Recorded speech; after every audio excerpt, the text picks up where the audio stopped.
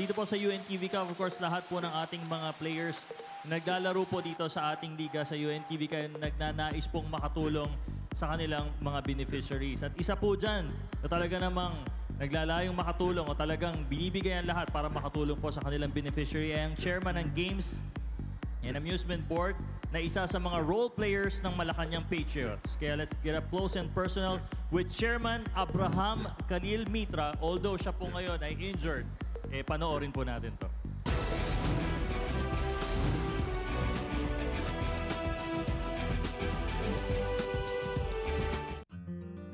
It's good to serve the country kasi marami kang nagagawa to prepare the next generation.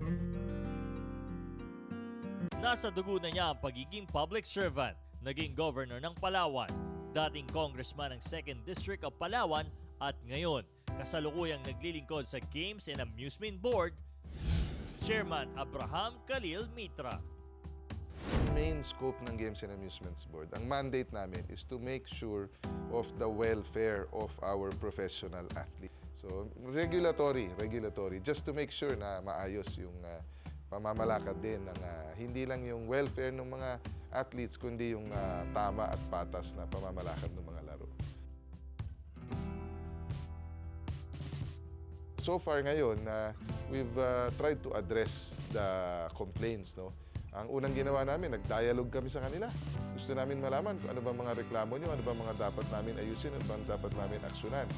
Gab has been reaching out to the rest of the country. No?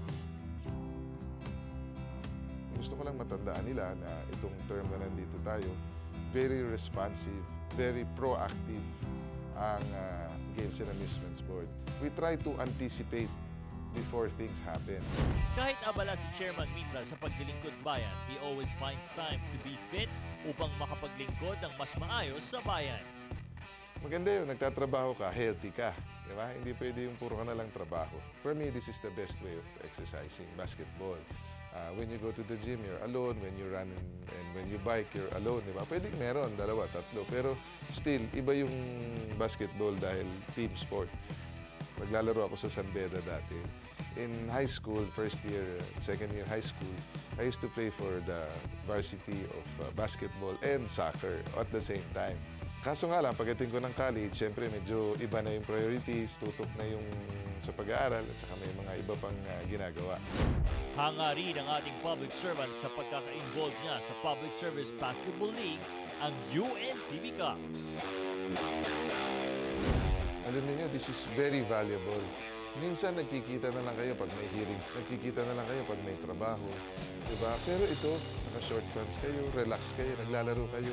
I think this is, hindi lang ma-quantify yung effect nito, hindi lang sa physical fitness ng mga players, kundi sa pagpapatakbo ng gobyerno.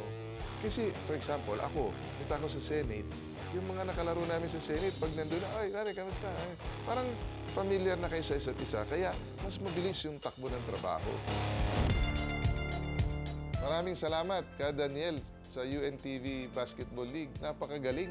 Sa leadership po ninyo, lumago ito sa mga susunod na taon. Lalo pa pong sisigla at uunlad itong UNTV Basketball League. Dahil po sa inyong pagpupursige. Kaya naman on and off the court, public service pa rin ang direksyon ng jersey number 1 player ng Malacanang Kamao, Chairman Abraham Khalil Mitra.